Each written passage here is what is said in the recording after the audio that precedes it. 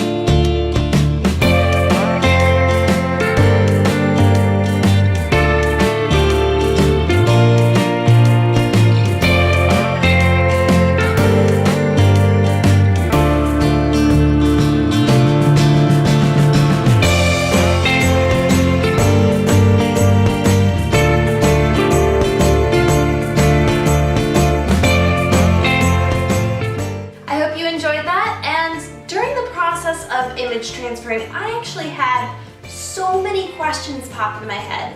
Like, can you transfer over a transfer? If you do, is it going to be opaque? Will it be transparent? How long do you really have to wait until it's really dry? So make sure to hit the subscribe button because I'm going to be testing out all these questions I had and posting a follow-up video as soon as I can. Thank you guys so much for watching, and as always, have a beautiful day. Adios!